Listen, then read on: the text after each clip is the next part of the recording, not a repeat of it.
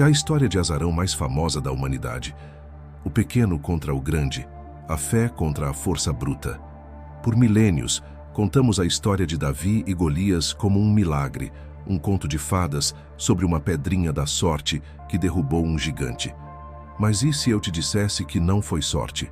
E se eu te dissesse que o que aconteceu no Vale de Elá não foi um milagre inexplicável, mas sim uma aula de estratégia militar, uma colisão de tecnologias e a aplicação de uma ciência balística tão letal que o gigante nunca teve a menor chance? O que você está prestes a descobrir vai mudar tudo o que você pensa que sabe sobre essa batalha. Vamos analisar a evidência médica que sugere que a maior força de Golias era também sua maior fraqueza.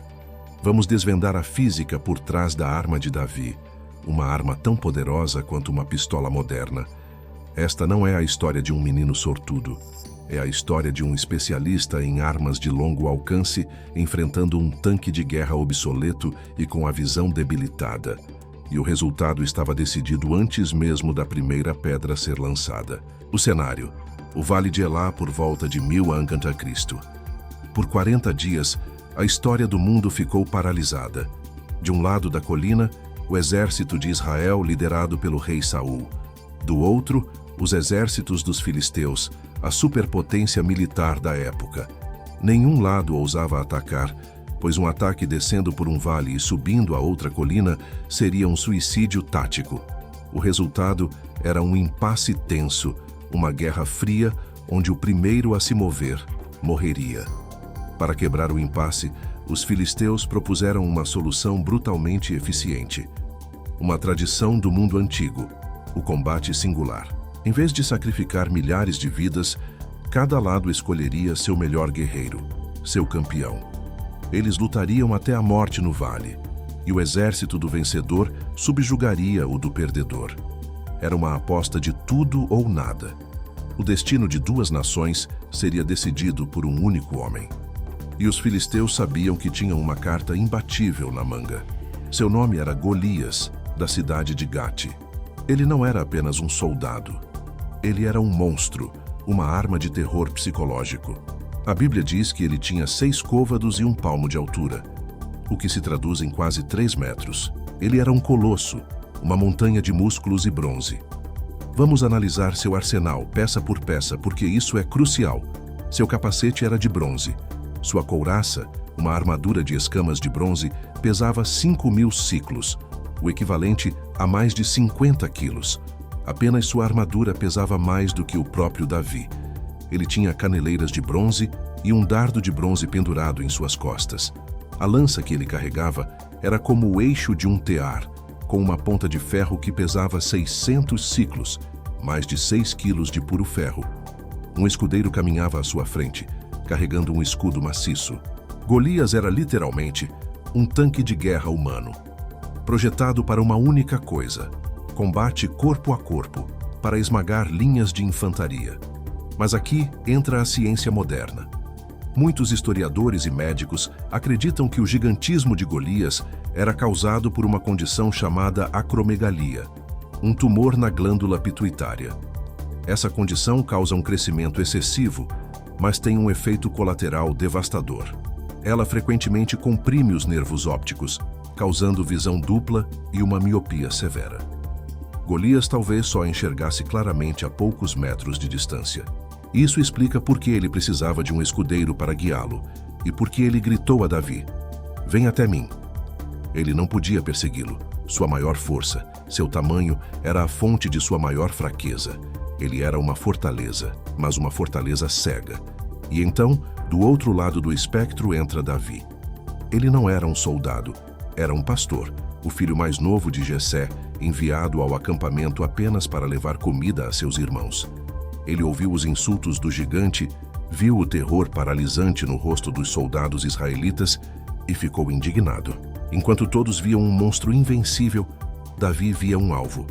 Quando Davi se ofereceu para lutar, o rei Saul, desesperado, tentou vesti-lo com sua própria armadura. E aqui, Davi toma sua primeira e mais brilhante decisão tática. Ele recusa a armadura. "Não consigo nem andar com isto", ele disse. Ele sabia que usar a armadura de um soldado de infantaria seria aceitar lutar nos termos de Golias. Seria anular sua única vantagem, a velocidade e a agilidade. Em vez disso, ele escolheu seu próprio arsenal. Um cajado de pastor, 5 pedras lisas de um riacho e sua funda. E é aqui que a história é mal compreendida. A funda não era um brinquedo de criança. No mundo antigo, a funda era uma arma militar devastadora. Os fundeiros eram a artilharia de precisão de seu tempo, os snipers da antiguidade. Eles eram temidos. Inscrições romanas diziam para os soldados se protegerem especialmente das pedras dos fundeiros. Vamos à física. Um fundeiro experiente podia girar a funda a 6 ou 7 rotações por segundo. Ao soltar, a pedra, pesando talvez meio quilo, viajava a uma velocidade de mais de 100 km por hora. Estudos balísticos modernos mostraram que o impacto de uma pedra de funda qualificada tem o poder de parada equivalente ao de uma bala de uma pistola calibre 45. Não era uma pedrinha, era um projétil balístico letal. E Davi não era um novato. Como pastor, ele usava aquela funda todos os dias para proteger suas ovelhas de leões e ursos. Ele mesmo disse ao rei Saul: "Eu matei tanto o leão como o urso." Ele era um atirador de elite com milhares de horas de prática. O cenário está montado. Não é um gigante contra um menino. É um tanque de guerra pesado, lento e com a visão debilitada, contra um atirador de elite móvel, rápido e armado com um projétil de alta velocidade. É a doutrina militar da força bruta contra a doutrina da guerra assimétrica. Davi desce para o vale. Golias o vê provavelmente como um borrão e se sente insultado. "Sou eu um cão, para você vir a mim com um cajado?" Ele grita, e amaldiçoa Davi em nome de seus deuses. A resposta de Davi não é de medo, mas uma declaração de guerra teológica e tática. "Você vem contra mim com espada, lança e dardo, mas eu vou contra você em nome do Senhor dos Exércitos. Hoje mesmo o Senhor o entregará nas minhas mãos, e toda a terra saberá que há Deus em Israel." Então, a ação começa. O texto bíblico diz algo crucial. Enquanto o filisteu se aproximava, Davi correu rapidamente em direção à linha de batalha para enfrentá-lo. Ele não esperou. Ele correu, diminuindo a distância para aumentar a precisão e o impacto, e tornando-se um alvo mais difícil. Enquanto corria, ele pegou uma pedra, colocou na funda, girou e atirou. Imagine o som. O zunido agudo da pedra cortando o ar por uma fração de segundo. E então, o som surdo e horrível de uma rocha em alta velocidade colidindo com um crânio. A pedra atingiu a testa do gigante, o único ponto vulnerável em sua armadura facial, e se incrustou profundamente em seu crânio. O colosso de 3 metros, o terror de Israel, desabou de bruços no chão. O silêncio que se seguiu deve ter sido ensurdecedor. Mas Davi não havia terminado. Ele correu até o gigante caído, pegou a enorme espada de Golias de sua própria bainha e, com ela, cortou a cabeça do campeão. Este não foi um ato de crueldade. Foi a prova final e irrefutável da vitória. Quando os filisteus viram seu herói invencível decapitado no chão, o pânico tomou conta. Eles fugiram, e o exército de Israel, inspirado pela coragem de um pastor, os perseguiu e os massacrou. A vitória de Davi não foi apenas um momento de virada para a nação de Israel. Foi o evento que o catapultou de um pastor anônimo para um herói nacional, colocando-o no caminho para se tornar o maior rei da história de seu povo. No final, a história de Davi e Golias nos ensina uma lição poderosa. Não se tratava de subestimar os gigantes em nossas vidas, mas de analisar suas fraquezas.